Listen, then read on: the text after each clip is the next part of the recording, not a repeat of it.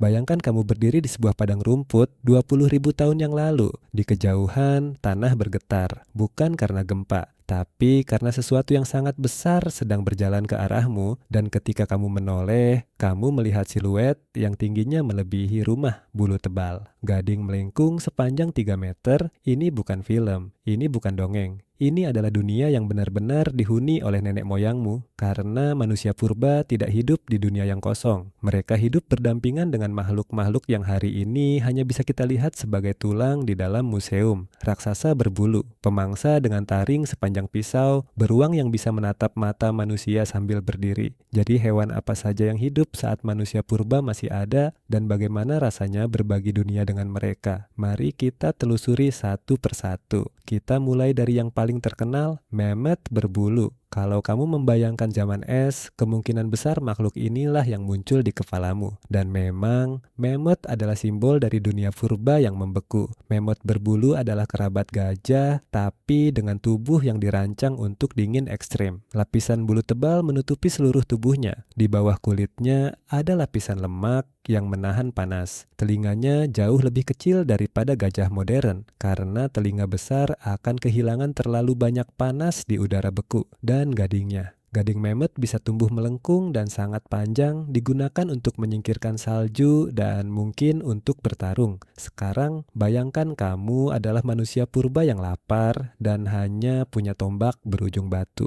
Berburu makhluk seperti ini bukan sekadar sulit, ia berbahaya secara mengerikan. Satu ayunan kepala saja bisa mengakhiri hidupmu. Tapi manusia tetap melakukannya, dan hadiahnya luar biasa. Satu memot berarti daging yang bisa memberi makan seluruh kelompok, lemak untuk bahan bakar tubuh, kulit untuk pakaian, dan bahkan tulang raksasa yang bisa dijadikan kerangka tempat tinggal. Manusia purba tidak hanya bertahan hidup di samping memot, mereka membangun hidup mereka di atasnya. Berikutnya, mungkin pemangsa paling ikonik dari zaman itu, harimau bertaring pedang. Nama yang biasa kita dengar adalah harimau bertaring pedang, meski sebenarnya ia bukan harimau. Ia adalah kucing besar dari kelompok yang sama sekali berbeda, dan yang paling terkenal di antaranya sering disebut Smilodon. Yang membuatnya legendaris tentu saja adalah taringnya. Dua taring atas yang panjang, pipih, dan tajam menjulur keluar dari mulutnya seperti sepasang belati. Tapi ada hal yang mengejutkan tentang taring itu. Meskipun terlihat menakutkan, taring ini sebenarnya cukup rapuh untuk ukurannya. Ia tidak dirancang untuk menghantam tulang. Banyak ilmuwan menduga bahwa hewan ini tidak mengejar mangsanya dalam pengejaran panjang seperti singa. Sebaliknya, tubuhnya yang kekar dan berotot menunjukkan ia lebih mungkin menyergap, menjatuhkan mangsanya dengan kekuatan, lalu menggunakan taringnya untuk serangan yang cepat dan mematikan di bagian leher. Bayangkan berjalan di hutan terbuka dan menyadari bahwa sesuatu yang sekuat itu bisa saja sedang mengamatimu dari balik semak. Bagi manusia purba, ini bukan imajinasi. Ini adalah risiko harian. Lalu ada makhluk yang mungkin lebih menakutkan lagi, tapi jarang dibicarakan. Beruang raksasa zaman es. Beberapa jenis beruang purba berukuran jauh lebih besar daripada beruang manapun yang kita kenal hari ini. Ketika berdiri di atas kaki belakangnya, sebagian dari mereka bisa menjulang jauh di atas tinggi manusia dewasa. Dan yang membuatnya sangat berbahaya bukan hanya ukurannya. Beruang sering mencari tempat berlindung yang sama dengan manusia, gua. Pikirkan sejenak apa artinya itu. Ketika manusia purba mencari gua untuk berlindung dari dingin dan badai, mereka tidak pernah bisa yakin apa yang sudah menunggu di dalam kegelapan. Masuk ke sebuah gua bukan sekadar mencari kehangatan. Ia bisa menjadi keputusan hidup dan mati. Sekarang, mari kita bicara tentang makhluk yang bentuknya terasa seperti berasal dari mimpi. Badak berbulu. Bayangkan seekor badak, lalu selimuti seluruh tubuhnya dengan bulu tebal dan tambahkan cula depan yang sangat panjang. Itulah badak berbulu. Culanya yang besar diduga digunakan untuk menyapu salju agar bisa mencapai tumbuhan di bawahnya, dan mungkin juga untuk pertarungan. Dan kita tahu makhluk ini bukan sekadar fosil karena manusia purba melukisnya. Di dinding gua di Eropa, ada lukisan badak berbulu yang dibuat oleh tangan manusia ribuan tahun lalu. Ada sesuatu yang membuat merinding tentang itu. Seseorang Puluhan ribu tahun lalu, benar-benar melihat makhluk ini dengan mata kepala sendiri. Lalu mereka pulang ke gua, mengambil pigmen dan menggambarkannya di dinding. Lukisan itu adalah pesan langsung dari saksi mata. Dan bukan hanya makhluk darat yang mengesankan, ada juga rusa raksasa yang sering disebut rusa Irlandia.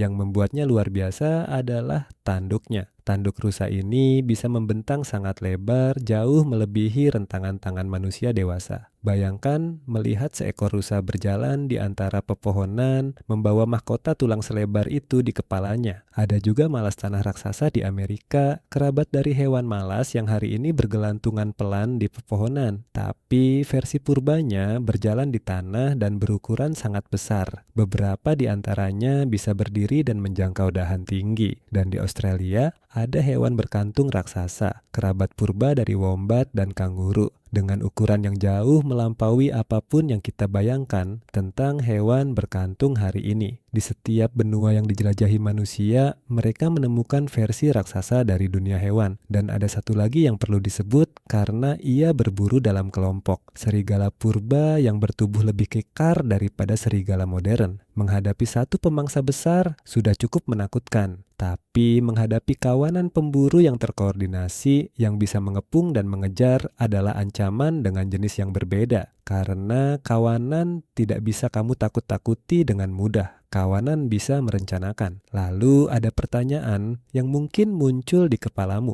Kenapa dulu begitu banyak hewan berukuran raksasa? Salah satu penjelasan yang sering disebut adalah keuntungan dari tubuh besar di iklim dingin. Tubuh yang lebih besar kehilangan panas lebih lambat sehingga lebih mudah bertahan di lingkungan beku. Selain itu, di padang rumput luas zaman es, tersedia cukup makanan untuk menopang hewan-hewan bertubuh besar. Dan tubuh besar juga memberi perlindungan dari pemangsa. Dengan kata lain, dunia saat itu memang mendukung raksasa, sampai dunia itu berubah. Para ilmuwan punya istilah untuk kumpulan makhluk besar ini, megafauna, yang secara sederhana berarti hewan-hewan berukuran sangat besar. Dan inilah gambaran yang perlu kamu bayangkan. Selama sebagian besar sejarah manusia, dunia kita bukanlah dunia seperti sekarang. Ia dipenuhi raksasa. Berjalan keluar dari gua di pagi hari berarti memasuki lanskap tempat makhluk seberat beberapa ton bisa muncul di cakrawala. Tempat pemangsa besar berbagi wilayah berburu yang sama denganmu. Manusia purba bukanlah penguasa dunia itu.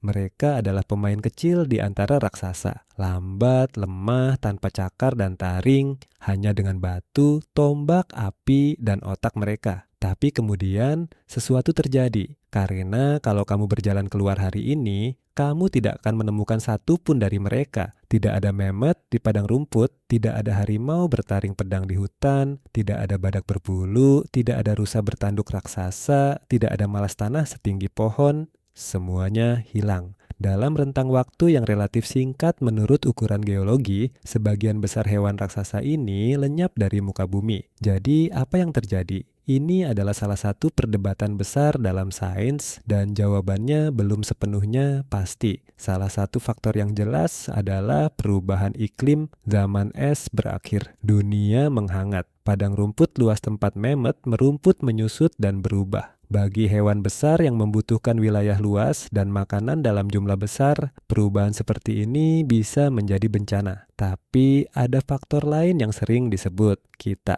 Banyak peneliti menduga bahwa manusia ikut berperan. Kita adalah pemburu yang sangat efektif dengan senjata yang terus berkembang dan kemampuan bekerja sama yang luar biasa. Hewan-hewan besar berkembang biak dengan lambat sehingga kehilangan sebagian dari mereka saja bisa membuat populasi sulit pulih. Dan ada satu pola yang membuat banyak ilmuwan curiga. Di banyak wilayah, kepunahan hewan-hewan raksasa terjadi tidak lama setelah manusia tiba di sana. Perlu ditekankan bahwa ini masih diperdebatkan. Sebagian ilmuwan menekankan iklim, sebagian menekankan manusia, dan banyak yang menduga keduanya bekerja bersamaan. Iklim melemahkan mereka, dan kehadiran manusia menjadi tekanan tambahan yang sulit ditanggung. Yang jelas, dunia yang penuh raksasa itu berakhir, dan kita hidup di sisa-sisanya. Sekarang pikirkan tentang dirimu. Ketika kamu pergi ke kebun binatang dan melihat gajah, kamu sedang menatap salah satu dari sedikit raksasa yang tersisa.